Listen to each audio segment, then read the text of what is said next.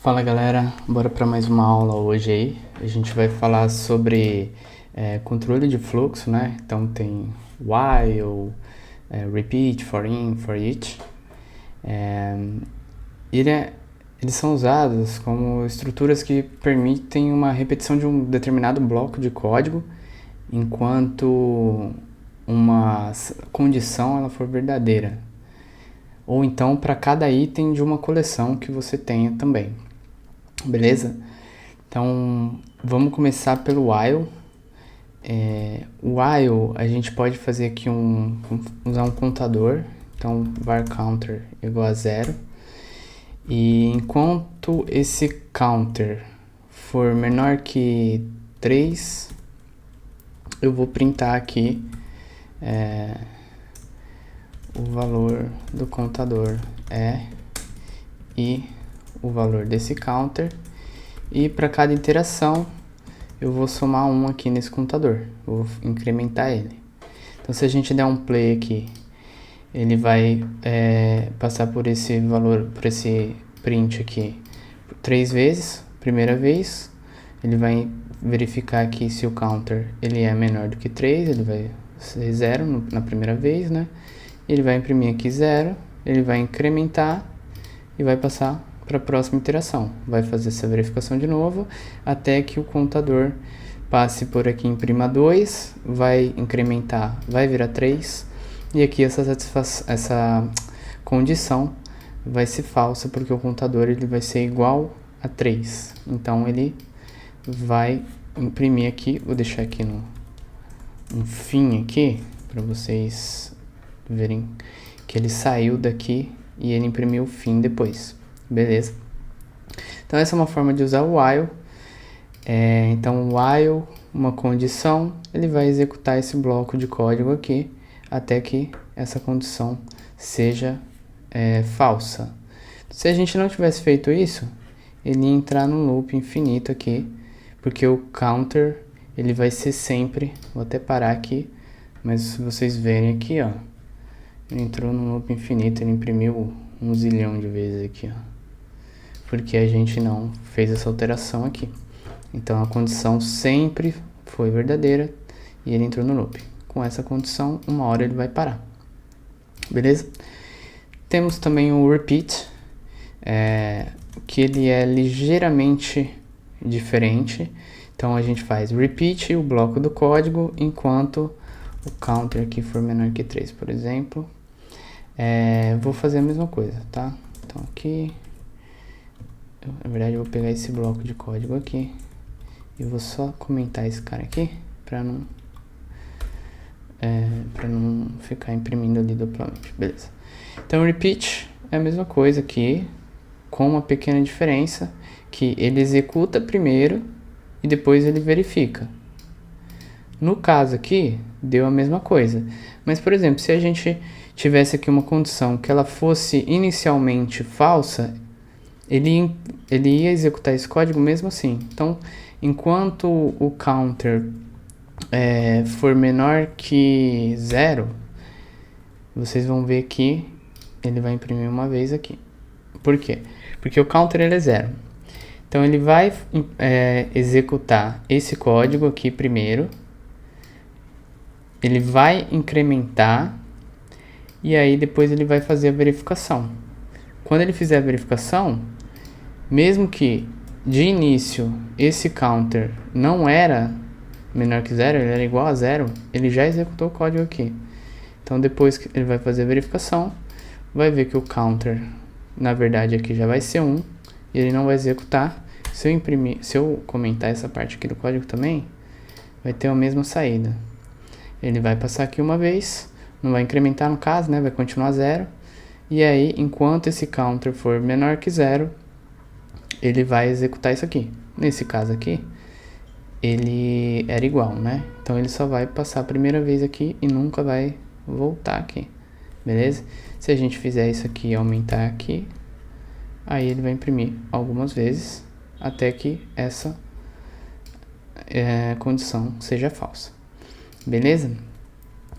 Aí a gente também tem o for in, né? O for in normalmente ele é usado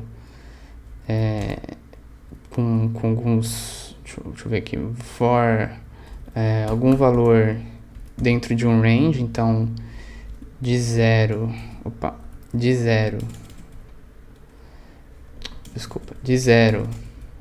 até 10.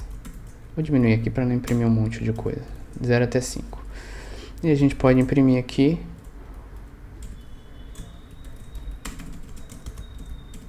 value igual ao value.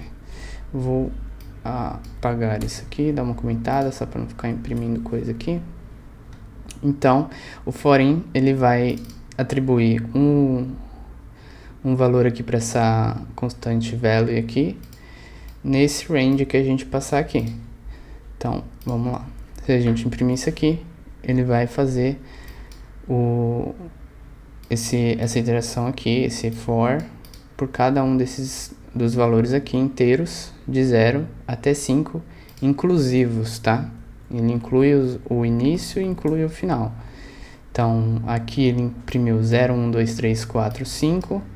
Se a gente fizesse assim, ele não ia incluir o 5. Então, de 0 até menor do que 5, que é o 4. E, enfim, dessa forma aqui é como a gente usa normalmente o for-in. E uma coisa legal que o for-in tem, por exemplo, é o continue. Então, vamos supor que se a gente não quiser imprimir o valor 1, então a gente pode botar aqui um continue. Continue, ele vai parar a iteração e vai para a próxima. Então, se o valor for igual a 1, ele vai continuar. Então, daqui para baixo ele não vai executar nada. E ele vai para a próxima iteração. Então, ele imprimiu aqui o 0. E aí o 1 ele ignorou. Foi para o 2, 3, 4, 5. Beleza? E tem outro também, que é o break. O break, ele para o loop inteiro. Então, vou imprimir aqui até o 3. Então, ele veio até aqui. O 0, 1, 2, ele executou esse print. E aqui, quando chegou no 3, ele deu um break. O break, ele não vai para a próxima iteração, como faz o continue, né? O break, ele saiu do loop. Então, quando chegou aqui, bateu aqui, ele saiu desse loop e ele imprimiu um fim aqui. Beleza? Que mais que a gente tem é o for each. Então, se a gente tiver aqui uma coleção, então, por exemplo, names, aí vamos botar aqui Júlio, Patrícia e Bruno. Então, 3 nomes aqui. Então a gente tem essa iteração, esse nosso array aqui, e a gente quer iterar por cada um deles. Então a gente pode fazer names.forEach. Isso aqui é muito usado, beleza?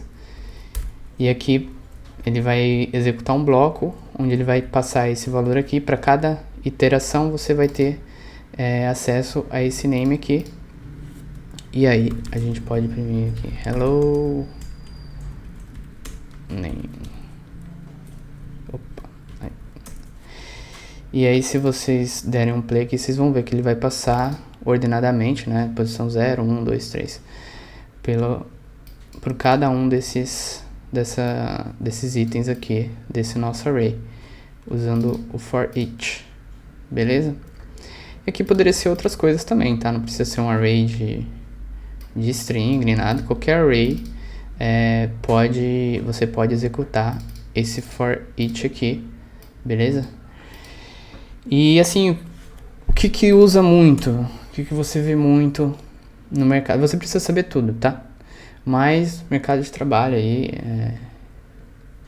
assim, esse repeat aqui muito raro. Você vê while é um pouco raro, mas assim, tem mais, tá? E o for-in e o for each são bem usados. Esses dois aqui eu diria que são os mais usados, pelo menos aí na minha vivência, na minha opinião aí. Depois o while e por último repeat, que não é muito usado. Todos têm uma função, tá? Você pode usar todos. Cada contexto aí vai caber um melhor. Mas esses dois aqui são essenciais, na minha opinião, de vocês dominarem, beleza? É isso. Valeu.